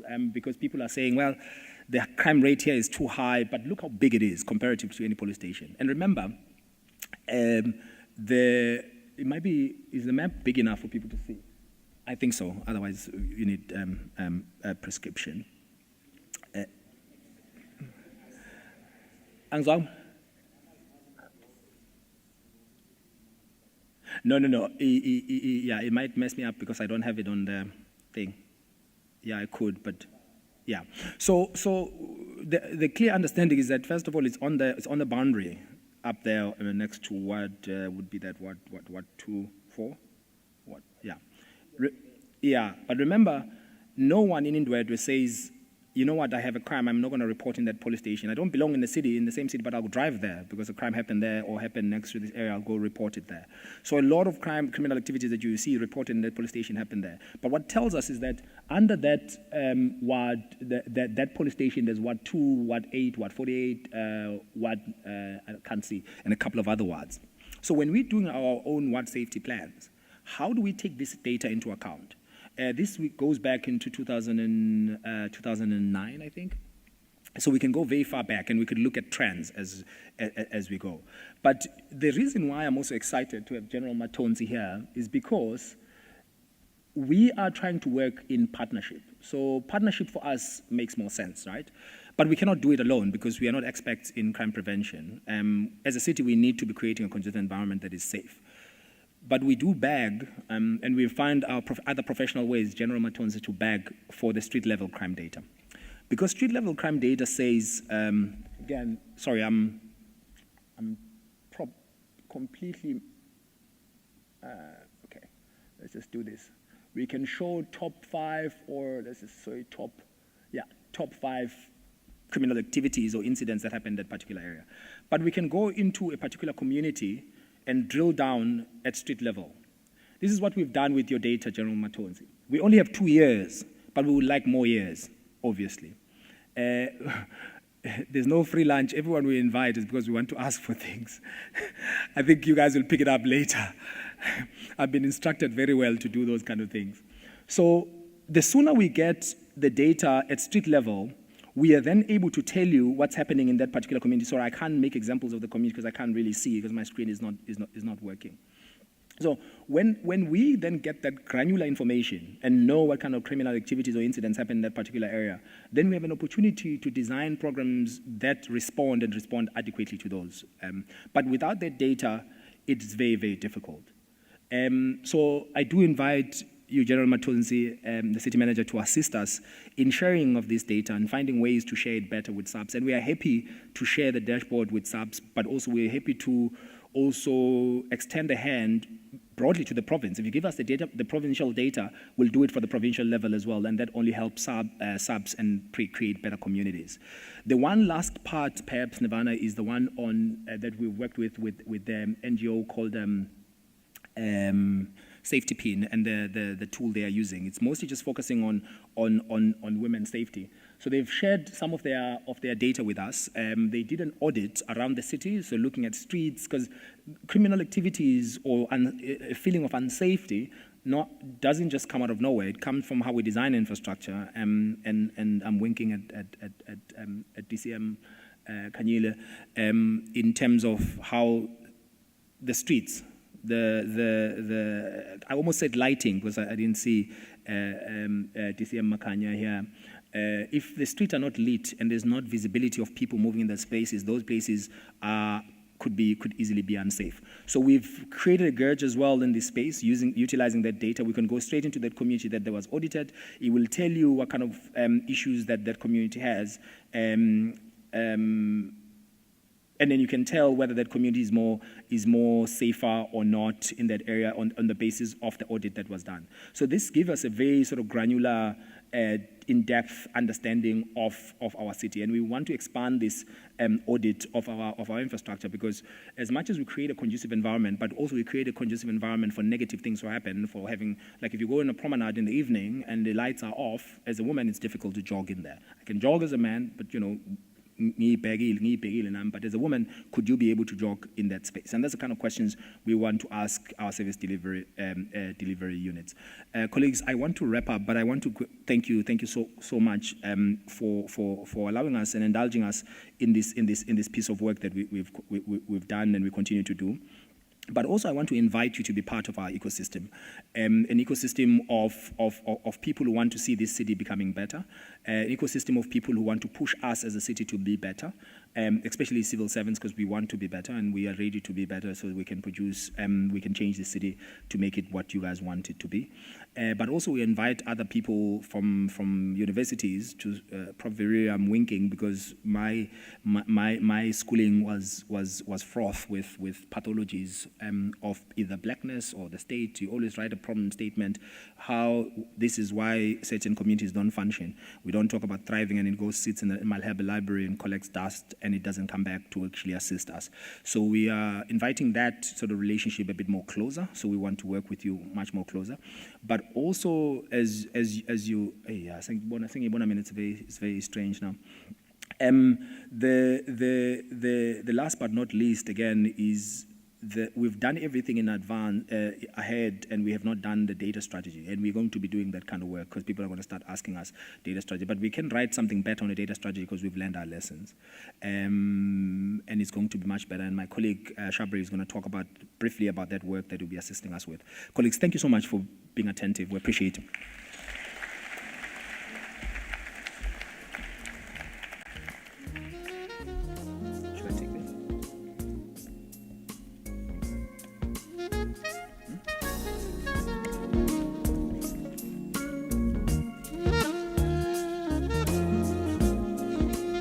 Thank you very much, Dr. Mbata. I think we can all agree that the Strat Hub looks amazing, and I'm hoping that the content on the Strat Hub helps us to improve as a city as we improve the Strat Hub and as we move along in the process.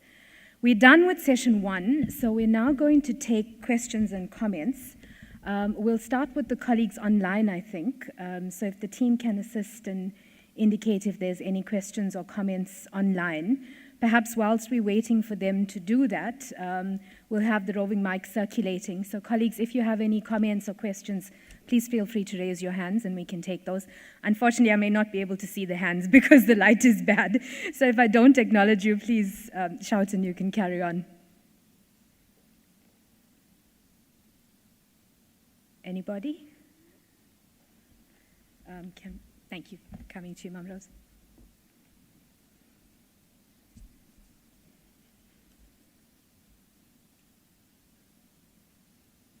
Thank you very much, Program Director.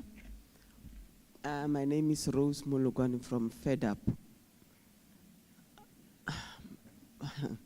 My question is, which car does the dashboard belongs to?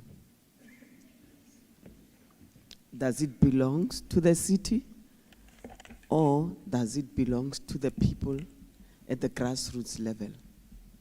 Unfortunately, I'm a BBT, born before technology. And sometimes it becomes difficult for me to understand the technical language of technology. So my question is, yes, I'm becoming excited to see the nice pictures that are being shown to us.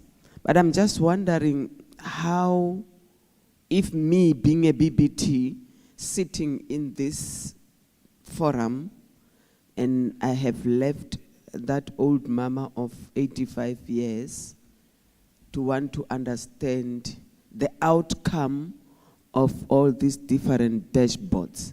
How are we going to do it? Because those are the people that are mostly affected by most of all these challenges. So how are we going to make that old mama to be happy that my city is caring about me? I just also, maybe if I have chance, I can share with you how I also do my foot soldiers dashboard. Thank you. Go ahead. Should I go ahead?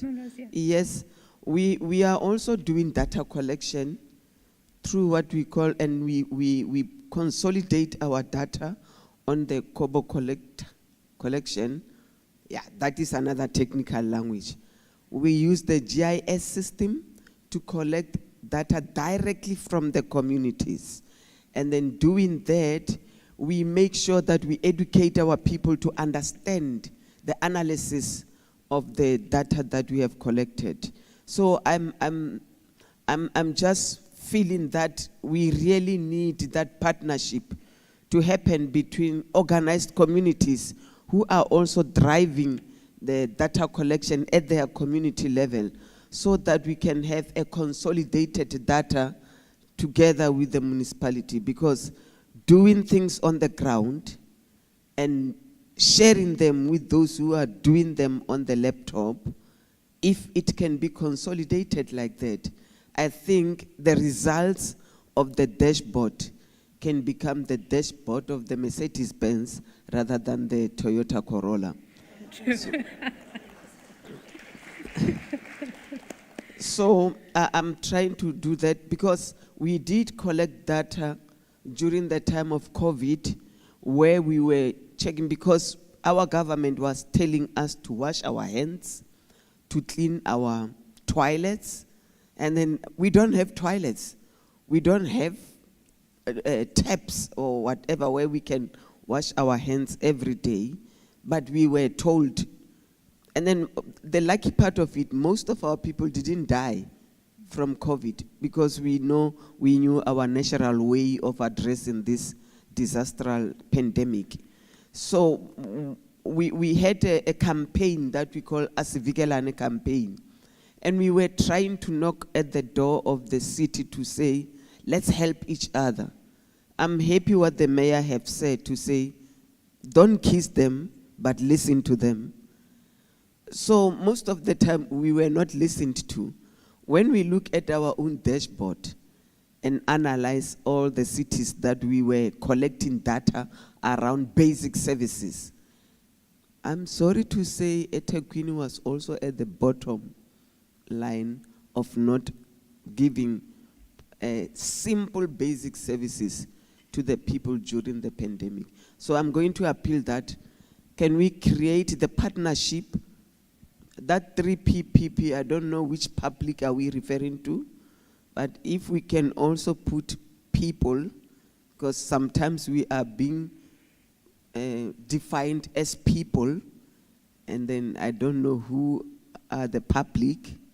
So if we can say people, public, private partnership, because we're doing a lot of work on the ground. That is why we are here today, because we are next to the city. Even the Minister of Human Settlement was saying in the Indaba 3 days ago, there's a need for partnership from community, municipalities, province, and national government. Sandile, don't leave us behind. We are very good in doing the best dashboard. Thank you. Thanks, Ma'am Rose. Colleagues, there's a hand on, that's up there.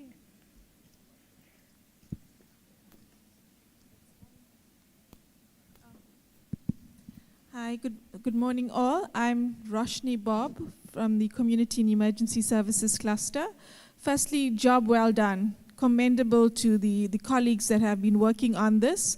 Just to say that we've utilized some of the data during the floods 2022 to manage certain things. However, from experience, we know data is utilized for subjective as well as objective matters. And going forward, how do we manage? If we're exposing data to people, you must understand and appreciate some people will utilize it for good, and the other people will be utilizing it for destructive measures. How are we going to manage those type of things in the realm when we start open sourcing our data? Thank you. Thanks, Dr. Bob. There was one additional hand, I think, and that will be the last one before tea. What we'll do, colleagues, is perhaps after the next session, just so we can catch up some time, we'll take the overflow of questions from now into the next session. So we'll take that question, and then Dr. Mbata will respond, and we'll break for tea. Thank you. I'm Councillor van der Rijst. I just want to say congratulations to the team. It's great to know we've got access to intellectuals like this. I'm blown away by your work. But 3 questions. For our community, how do we keep the access to Wi-Fi information? I mean, if we're going to pull information from WhatsApp and other platforms, the city needs to be able to put up towers all over the city so people can have access to the data. So how do we, I think we need to look into how to make data cheaper and accessible to everybody in all spheres of the city. The 2 questions I've got are there is how do you guys intend to keep the positive flow of data going? Because I mean, this is great data, but obviously there's a lot of work that's gone into it. How do you intend to keep it going, that the data can keep on being captured and updated? That's the one thing. And then the other thing is, how do we get access to this up? I've tried to go onto the internet just to make sure who's going to have access and what access will you have available. Thank you. Thank you. Dr. Mbata. Yes, Sidikan. Yes.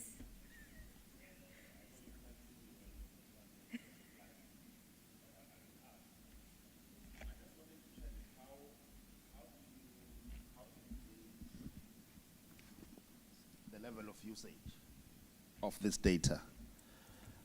It is so good. I mean, whether it's a inventory dashboard, whether it's a ward analysis, it is extremely good.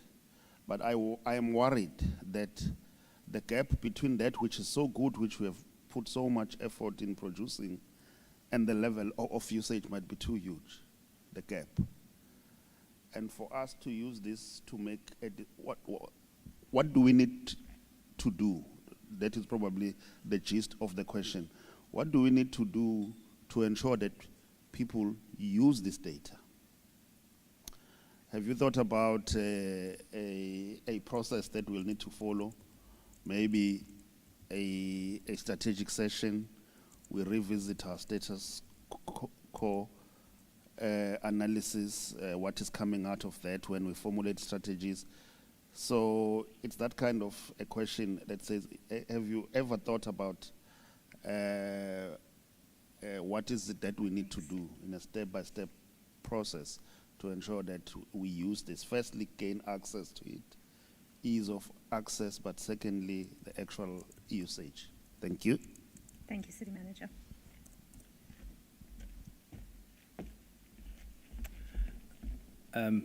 Thanks, colleagues. I know I'm standing between you and tea. This tea is becoming lunch, as my colleagues were saying. We apologize for that. Rose, as a city, I'm sorry, colleagues, I'll translate this during tea time, but no Rose will have that conversation in Zulu. Kunomkhankaso wethu ukuthi sikwazi ukuthatha information umniningwane ecollectwe imphakathi siyiqhube kule dashboard. So sivulelekile mase nithini nayo sizokwazi ukuyifaka siyenze sikhulume nani siyisebenze. Toyota is one of our biggest customers. So maybe that's why the dashboard is Toyota Cressida. But we are open, and there's a lot of work that was being done through the ISM's process as well around using community-collected data. So it's something that we resuscitate, and we want to work with you closely. And we're not just talking ecosystem because they find the word nice. So if we create umphakathi esokwazi ukusebenzisana nawo ukuthi silungise izinto sithathe wona lemniningwane siyifake kule dashboard ye-Mercedes Benz. So mina nawe mamura sisazoxoxa. Finda Bob. The other question, sorry. All right. The issue of accessible data, and I think colleague of mine was whispering, is like there's still data apartheid in terms of access to data, and he was asking me questions. Is there fiber being laid in KwaMashu? Answer is no. Is there fiber being laid in Umlazi? The answer is still no. So it's something that needs to change from an infrastructural point of view. The IMU colleagues will say, Aibo, snama Wi-Fi hotspots everywhere. Are they in KwaMashu? They're expensive?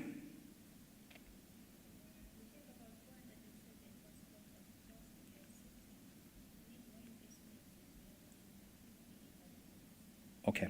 So we'll have to find better partnerships with the private sector to ensure that people have access to data. So I think that it's a work in progress. Those hotspots need to be in a place that are accessible to communities. We accept, again, that there's a little bit of inadequacy in that space, so we'll need to resolve it. City Manager, thank you so much for asking the question and also answering it. That there will be a communication from the City Manager saying this is a new way of doing business. No one is going to come and tell you this is what's happening in my space. You're going to ask them, is it on the Strat Hub so I can see it on your tablet? So what we'll do, we'll give you access to you'll have to start using your tablet again, CM, or your computer. So we'll have to deal with that reporting issue because there's a lot of reporting that piles up either in your office, but it's all on PowerPoint. And it's not following the sort of route of, the one thing that we forgot to show colleagues is how we were reporting during disaster. And it was really incredible because everything was in one place, in one port. And we were able to show how agile our reporting can be. So part of it is sending a communication that this is how we're going to do things, and we're happy to support with that process, CM. And the issue of training as well, we must understand there's people who are going to find it very difficult to use the tool, even within the city, not only just the public, and we will want to make sure that we might make things as easy as possible and explain it the best way we can. So I think it's a process that we're happy to take forward, CM, as a challenge to us to say, okay, it's well and good, then so what? And we're expecting that question, the so what question, because it then inspires us to go beyond just what we've created, but to say, how does it change what's on the ground, and so forth. Program Director Nyabo. What you said. Sorry, I wasn't pointed. I'm just jumping in. I think as well, CM, just to complement, because that's very important. Sometimes we create systems that just sit and collect dust, vis-a-vis the serious need and the setback that we experience if we don't utilize those systems. We do have to have a roadmap to linking and enforcing. I suppose part of what the data strategy will assist us to do is to also create a framework of governance so that it's compelling for us to utilize those systems. We are multiple vertical based. Everybody has got a system that they believe traditionally it has worked for them, but cross-cuttingly, those systems do not work for the city. So I mean, the narrative of the GIS in water, in housing, and everybody owns as the chief induna, Yama GIS. So we need to create a system that you will force in party. We have to integrate it as long as that system is reliable. We can defend whether good or bad, and it will actually transform the city, and the citizens can actually have access, as Umam Rosie was trying to articulate. So there's a lot of enforcement, because we've got smart people in the city, but us sitting in our own corners being smart, it does not assist, particularly what the strategy office is trying to do. And other colleagues from other, I mean, Justin baffles me when he presented, Justin, I'm still hunting from that information. When you presented that at the National Treasure, yes, I mean, we have that capability of economic analysis and the data, so why are we scrambling? So those things we do have to enforce. At our level, we have to make sure that it is the rule and the order, but it has to be agile and it has to be user-friendly for the city to change. Thank you. Okay, thank you very much for that. I think on that note, we'll break for tea. Could we please be back at 11:45? 15 minutes? 15 minutes. Okay, thanks, colleagues.